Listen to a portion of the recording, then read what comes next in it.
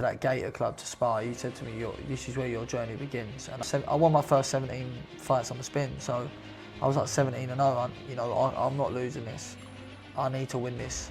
I had 5 fights, 5 wins, and you sort of like that. That was when you first sort of kicked on. I thought, oh, maybe I am going to get like good at this. He actually boxed for Poland, but he was kept from Kazakhstan. I think he was 84 wins, 7 losses. I had 21 fights at the time. It made it sweeter how many good boys were in it.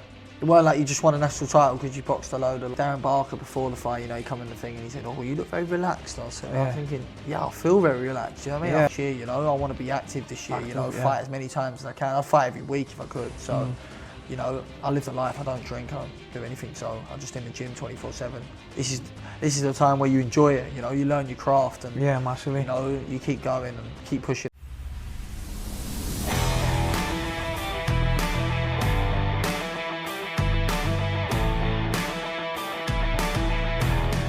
Welcome back to the Be First podcast.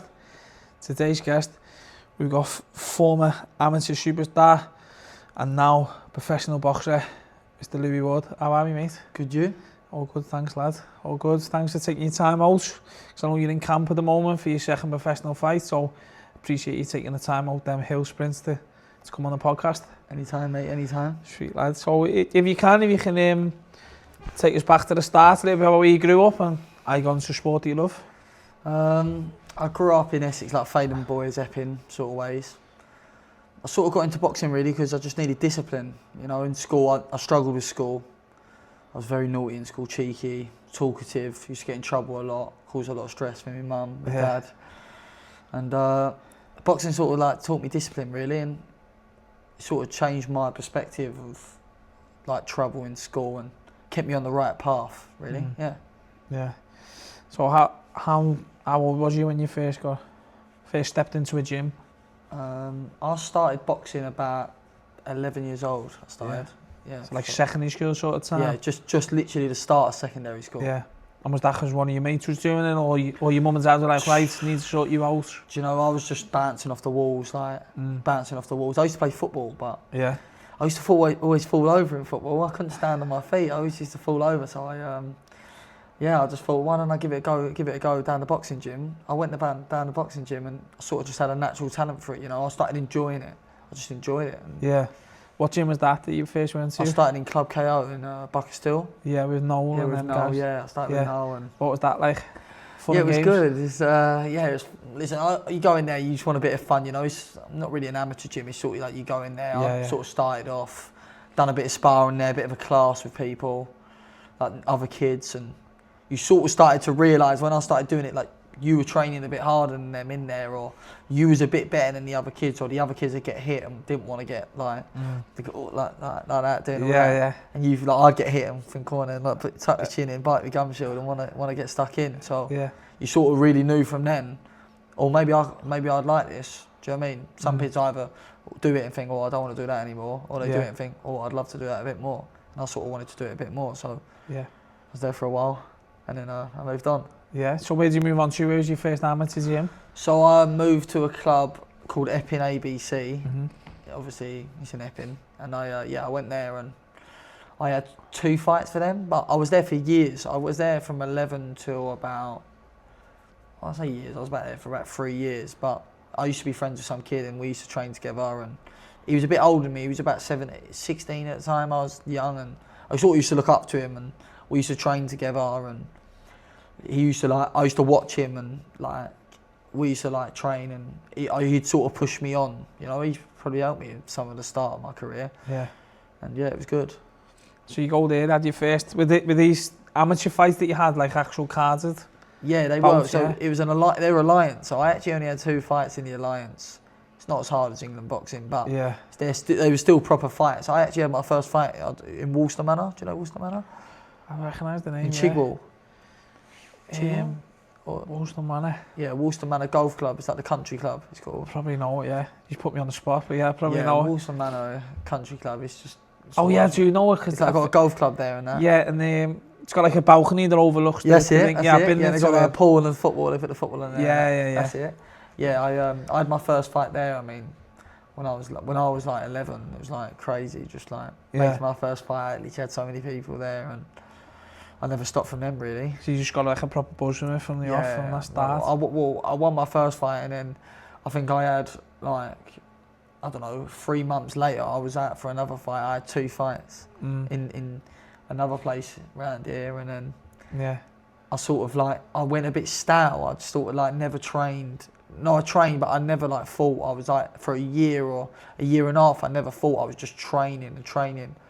And then my first amateur coach, Darren Westover, he went to America with the boy I was friends with.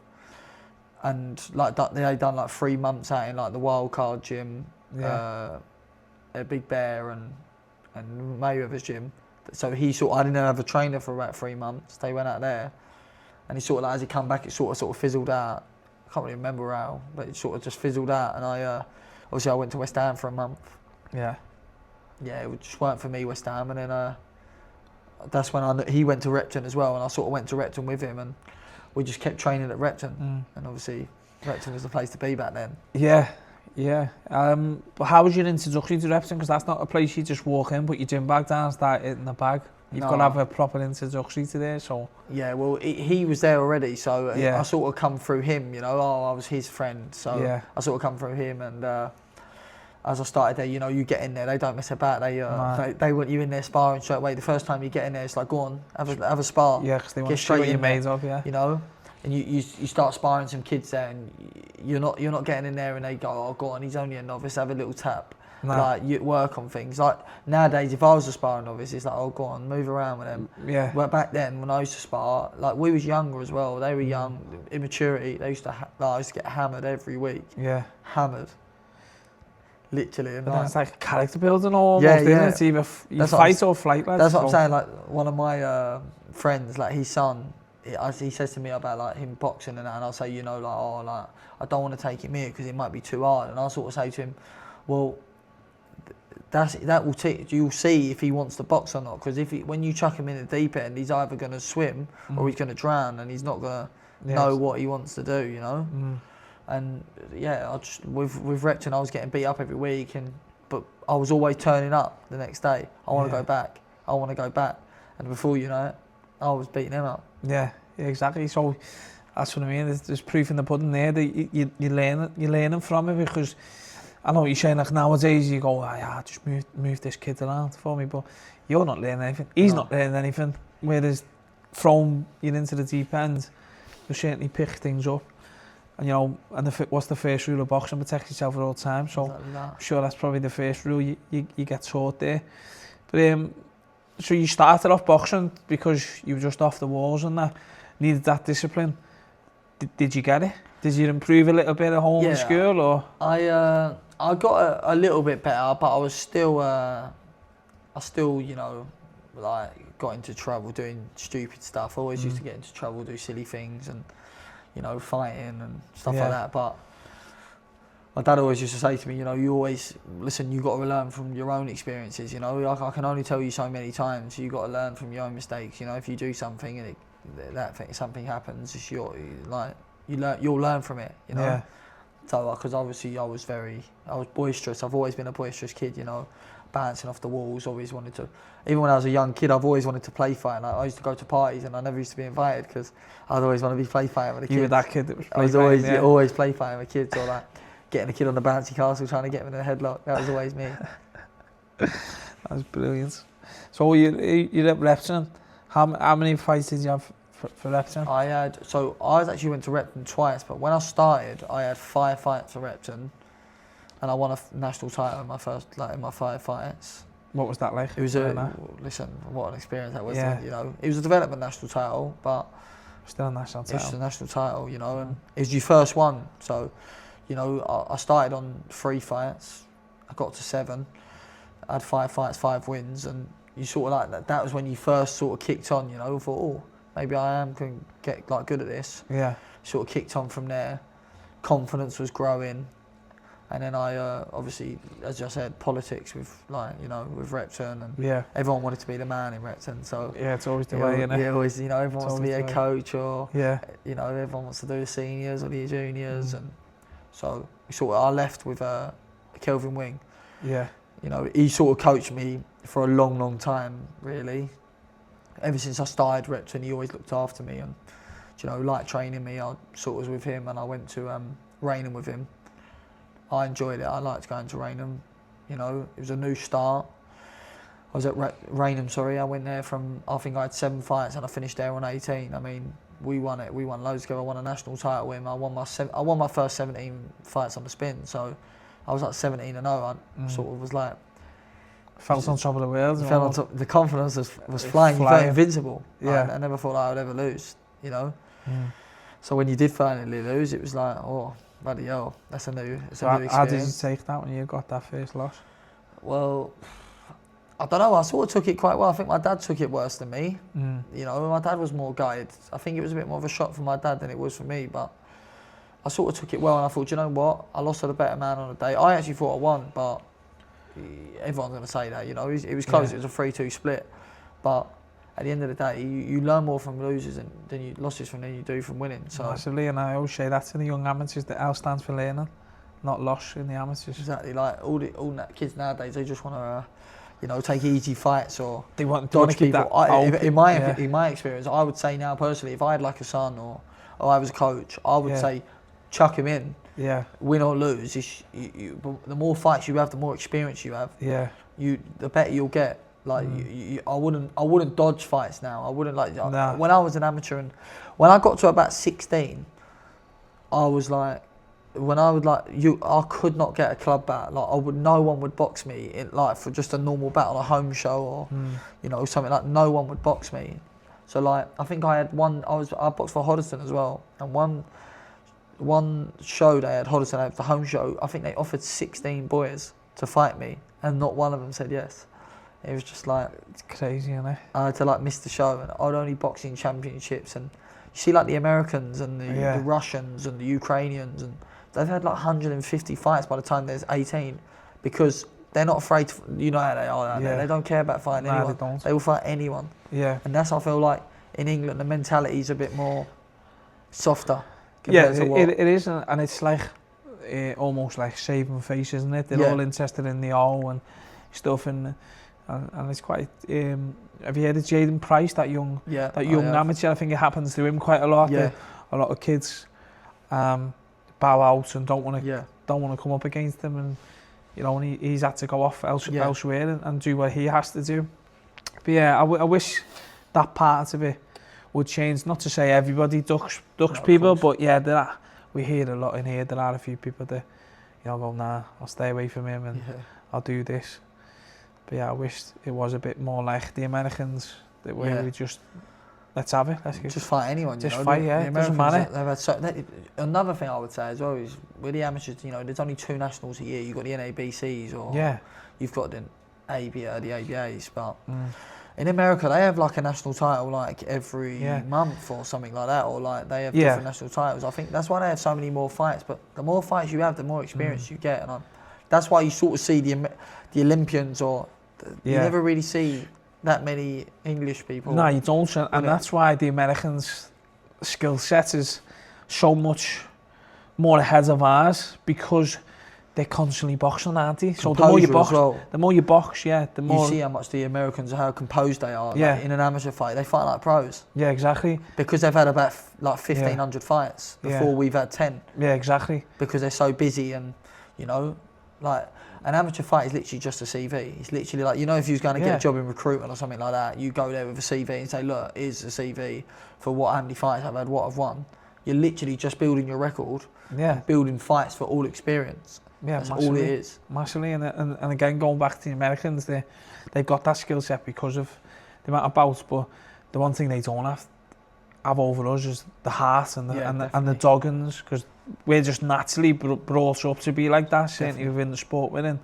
But it is a shame if some of these kids got 20, 30 more bouts under their belt, that they'd have that skill set with that dog and they'd be unbeatable. But it's crazy though, because back in like, if you look back in the past, some of the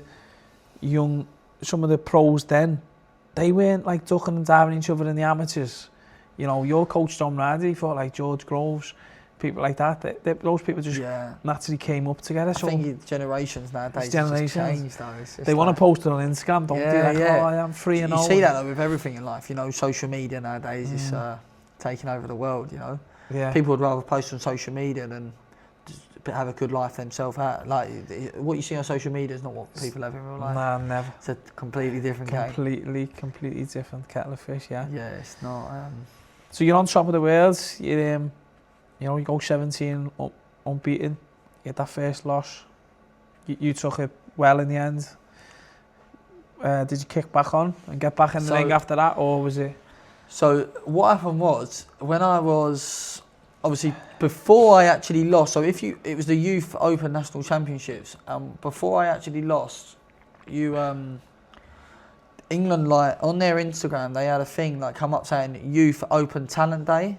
Yeah. And it was like, what that means is like you could go to an open talent day. You like sign up a form to England, and you can get like a chance to box for England, or like get picked for the England team through like an open talent day. So like, you put an apply for it, and then they'll like come back to you and say, yeah, come to this anyway.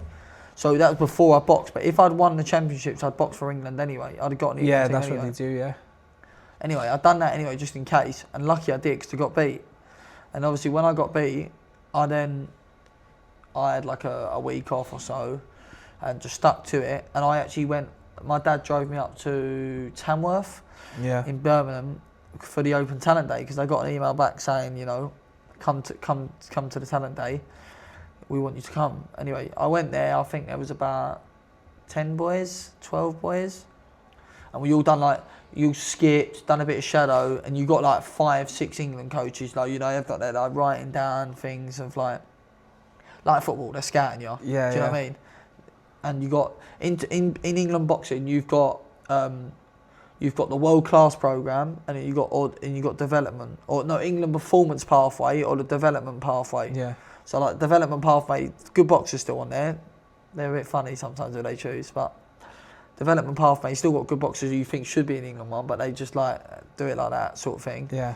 And when I went to the thing, there was about 12 of us, and we all did our shadow, and then we started sparring, and I obviously had a really good day, and I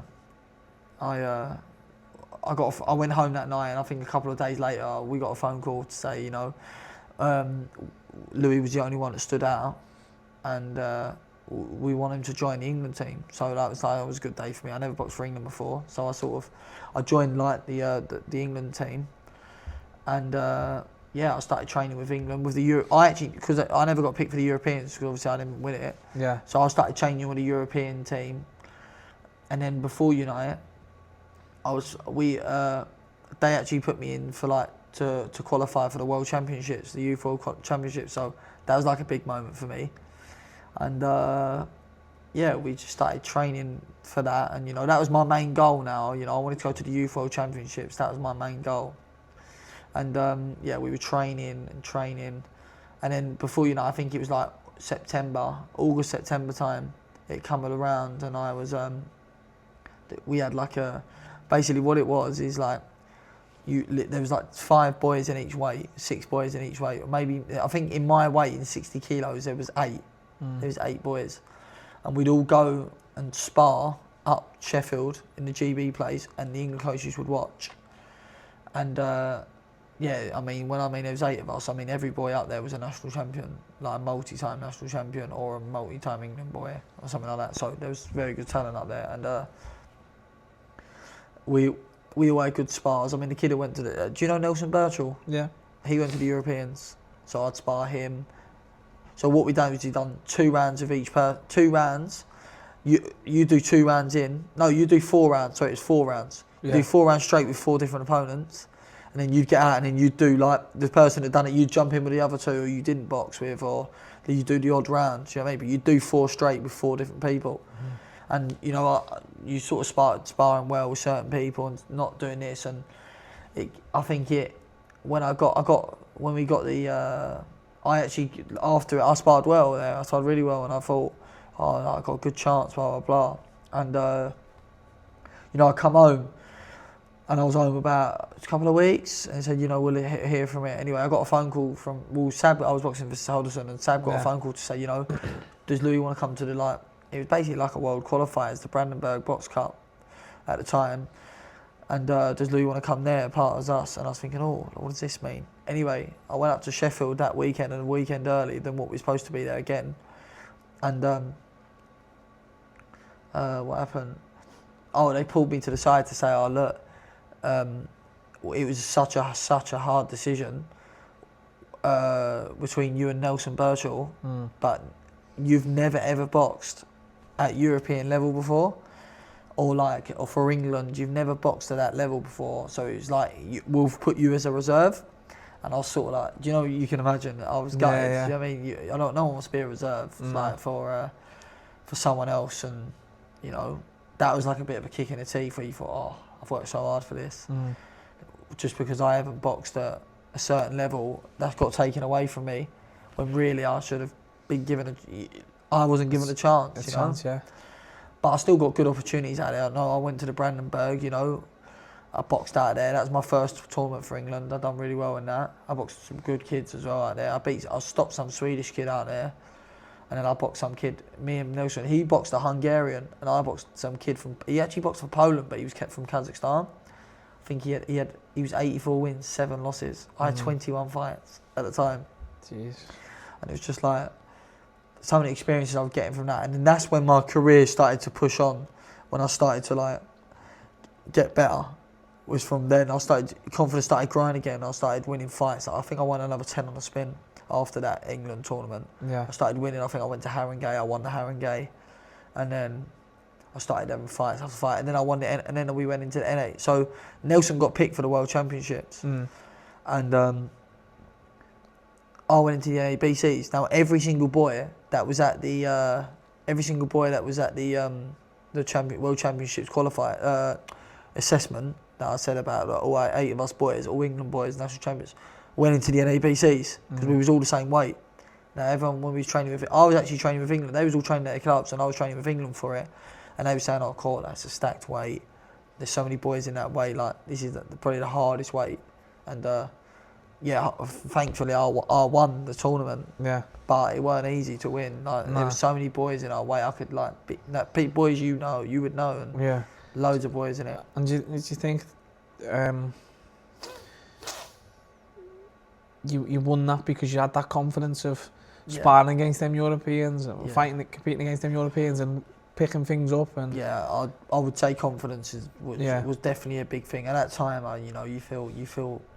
I think at that time I only lost 1 fight, so that was sort of like that moment for me. It was sort of like I feel like I lost 1 fight. Really. I feel unbelievable, do you know? And did you feel like a bit of I've got to show these England coaches that 100%. Well, I was sort of the favourite to win it, so if I don't win it, it looks a bit, if I don't win this, they was right about me. Yeah. They was right to not pick me, They was right to pick him, and I sort of felt like, I'm not losing this. I need to win this. So I sort of put pressure on myself. With having to win, and thankfully I won it. It was a good tournament to win as well. I obviously become national champion again. And it made it sweeter how many good boys were in it. It wasn't like you just won a national title because you boxed a load of okay boys. You boxed I'm telling you, boys were getting beat by other boys, and then you boxed good boys, and everyone was very, very good fighter in there, in the weight, literally stacked. There's 3 fights you have to have in it, quarters, semis. I had a quarter, semis, and final in that, but you can have more, can't you? You do the regional rounds.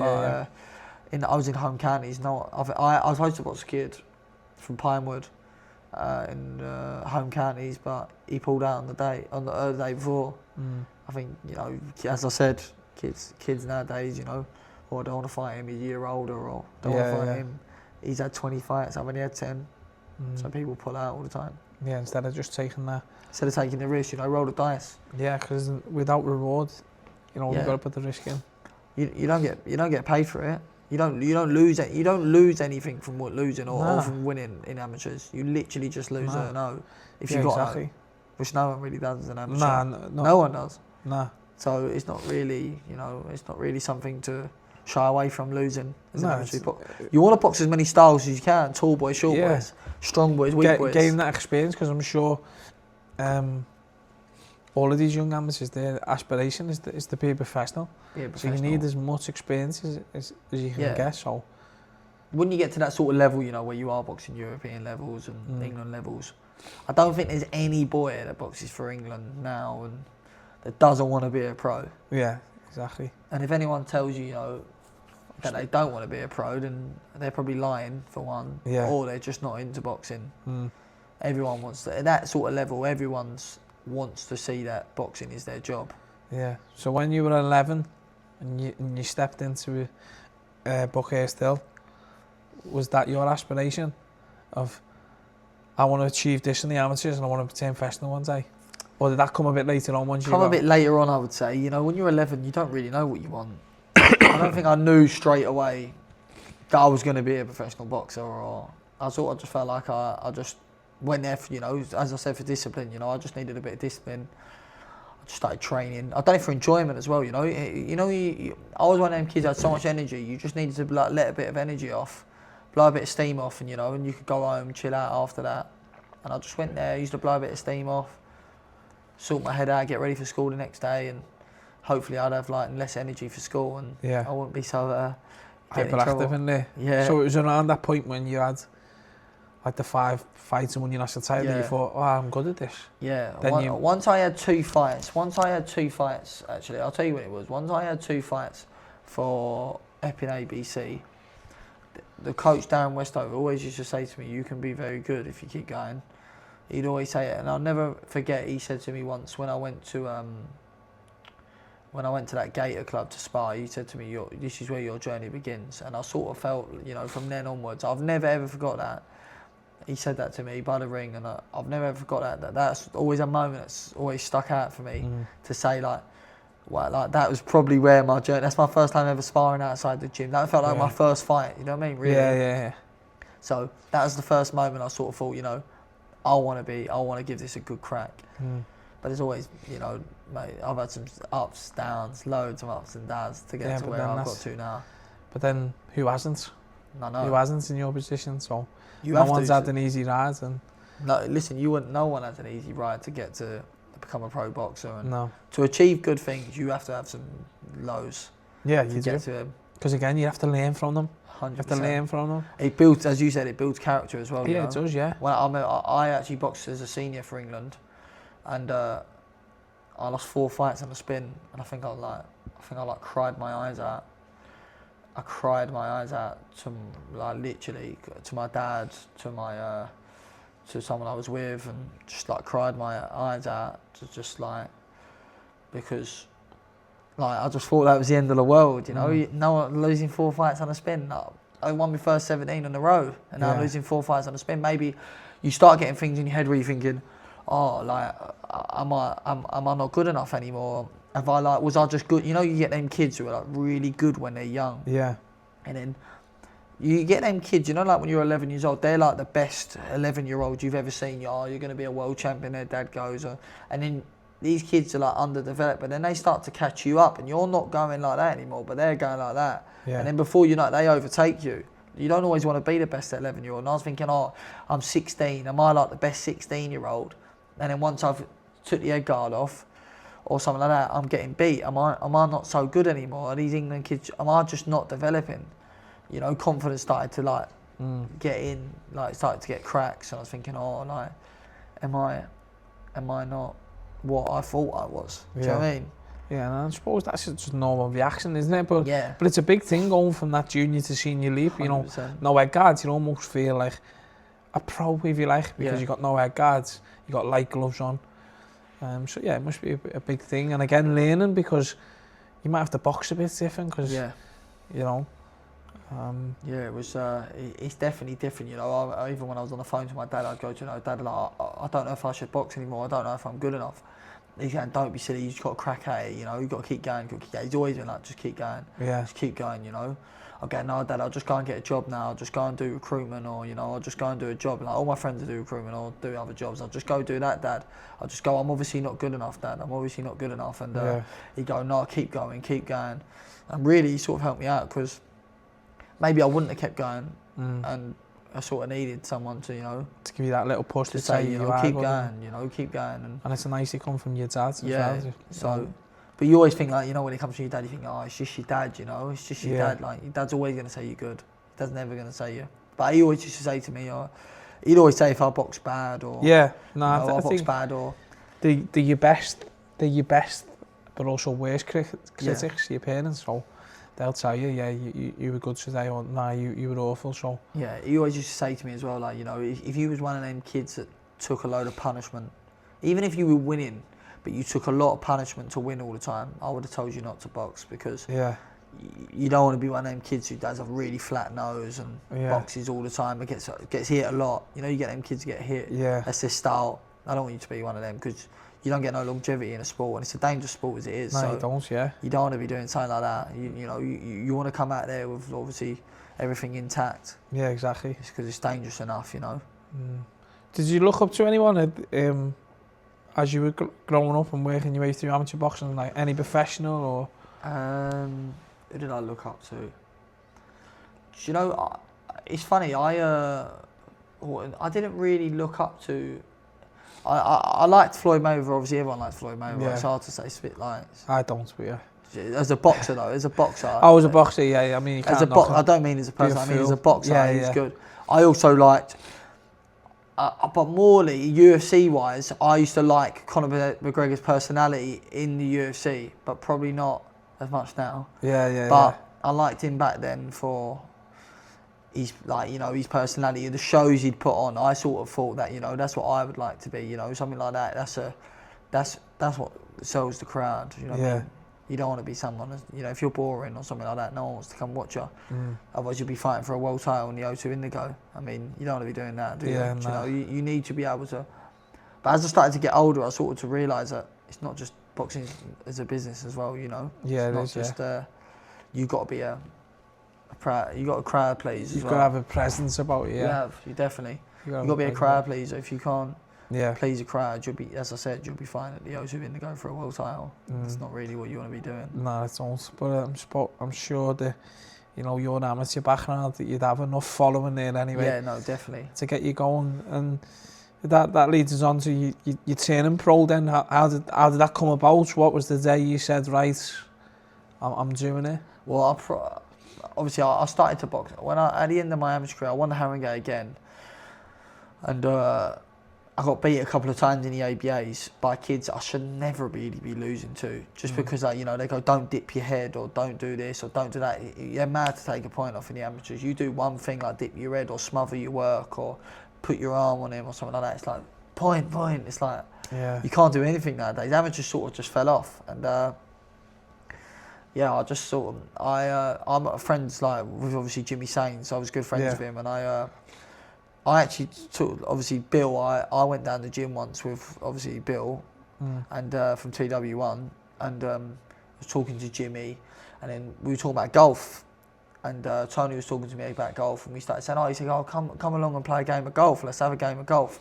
We done me and Tony versus Jimmy and Tony's friend Danny, and we played like a 2v2, we had a good laugh, and me and Tony were in the buggy together, and he sort of said, come along and do a run. Like, we're doing the runs in the morning. He said, you fancy it? I said, yeah, I'll come along, and do a couple of runs.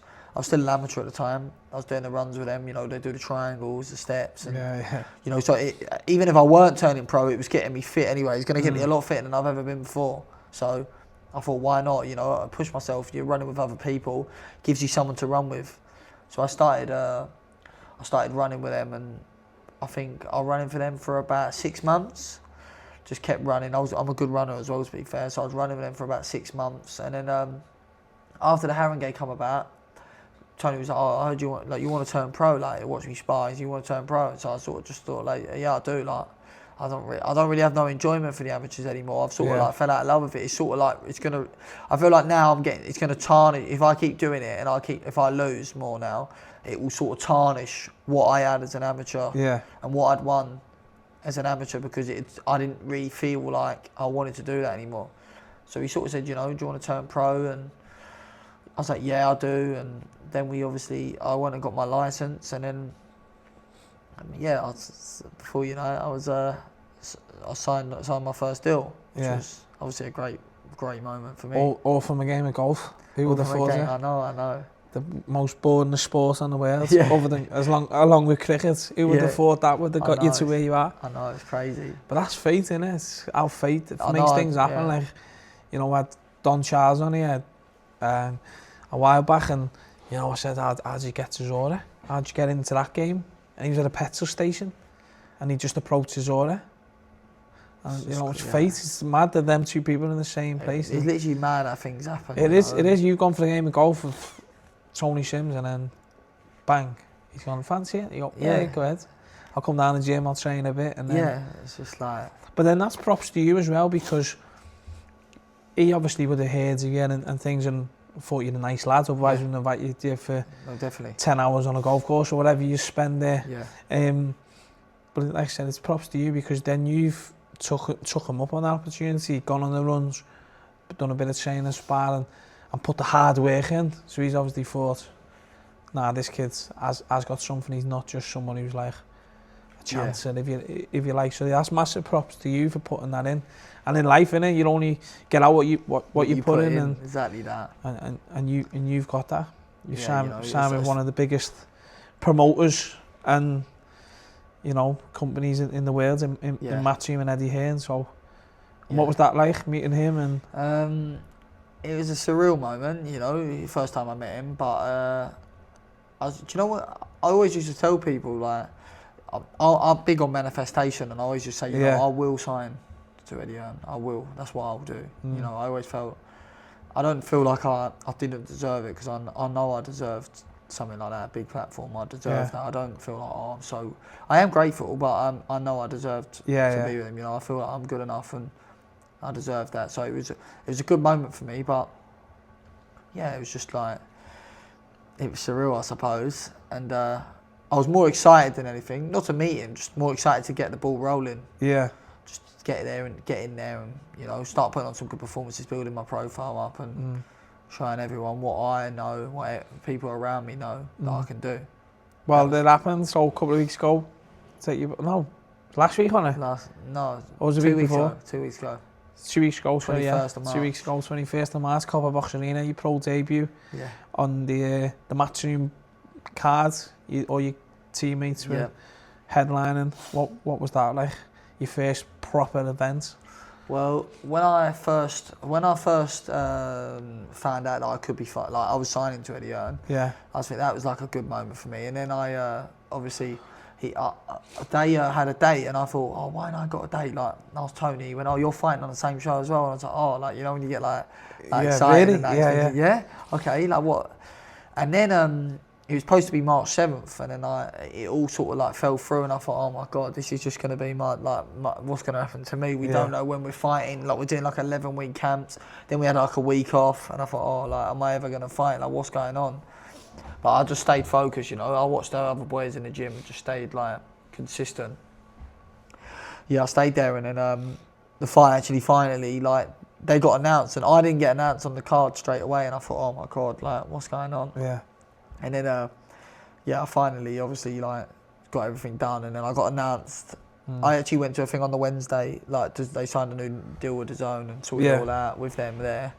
And then I got announced the next day, and everything went crazy on, obviously on social media and stuff like that. And then, when finally all the hard training came out, and I finally got to the fight, I mean, that was the whole week was a great time. Yeah, because we always speak about it. It's obviously massively different to the amateurs.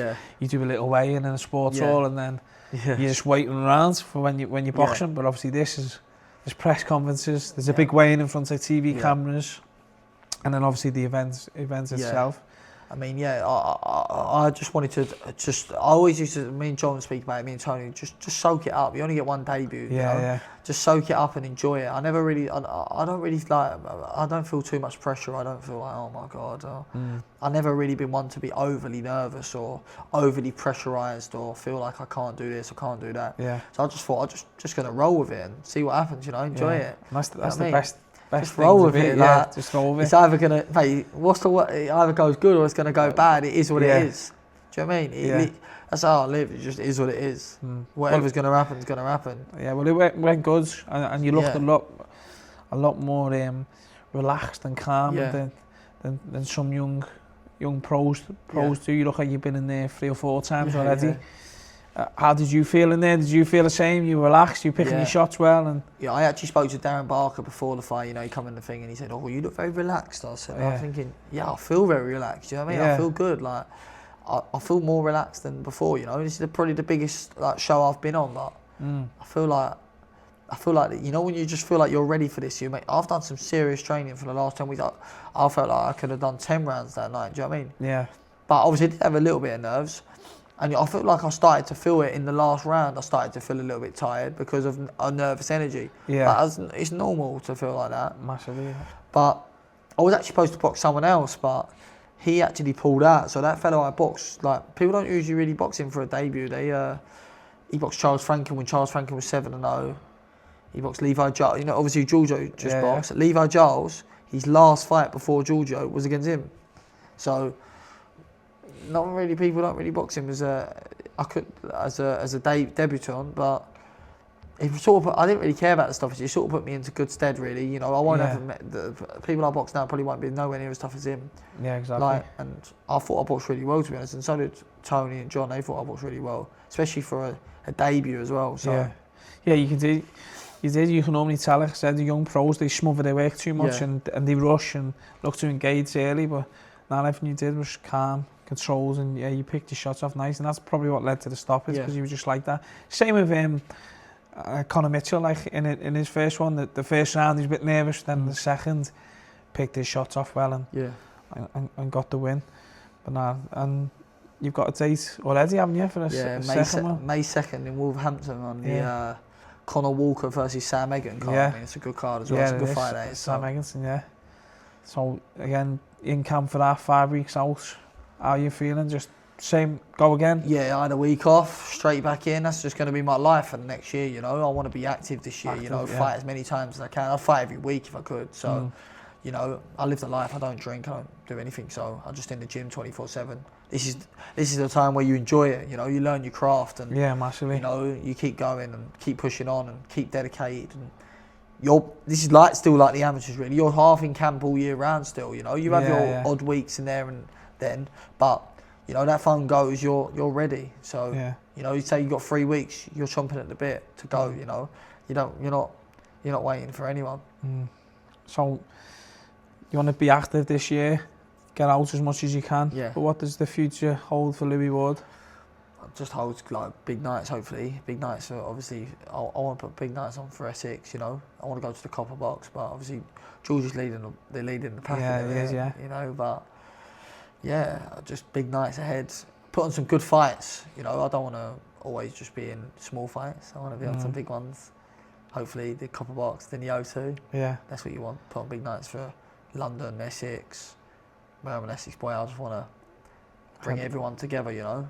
Yeah. Also good for the younger kids as well, you know. Like where I'm from, Essex as well. Like some of the kids, I know a lot of young kids from around here. They obviously will look at me now and think, he's done it. So like all the younger kids from around here, he's done it. So why can't I do it? Why can't I? Why can't I do it? You, George, Jimmy, Johnny, you can all be inspiration for the next crop coming through. Yeah, because a lot of kids nowadays, I was saying in an interview the other day, a lot of kids nowadays don't really chase their dreams anymore. They sort of, you know, if kids want to be a footballer, they go, oh no, it's too hard. I can't be a footballer. I can't be a footballer. Yeah, you may be able to be a footballer if you put the work in and you train harder than everyone else and you believe in yourself and you keep going through the hard times. You might be a footballer, or you want to be a boxer, but you got to try hard. You got to work hard. You will have setbacks. You will have hard times. You will have good times, but it's about in the hard times keeping strong and keep going, and in the good times keeping humble and keep going. 100%. That was a fantastic way to end, and appreciate you coming on, lads, and all the best in May. We'll be watching, and yeah, keeping a close eye on your professional career, and I'm sure with that confidence that you have, the belief in yourself, and certainly your skill set, you're going to go on and achieve everything that you want in boxing. So props to you, and thanks again for coming on, mate. Thank you very much. Nice one, lad. Thank you. Guys, really hope you enjoyed that episode just as much as I did. Fantastic story there. Just again, listen to how he ended that off there. If you don't already, give us a like and subscribe on our YouTube channel, and a nice rating whenever you pick up your podcast. And again, as always, if you don't follow Louie Ward on his social media, see what the hard work he's putting in down at the Matchroom gym, and obviously tune in to his fight night one coming up very, very soon. And as always, tune in next week for another great guest on the Be First podcast.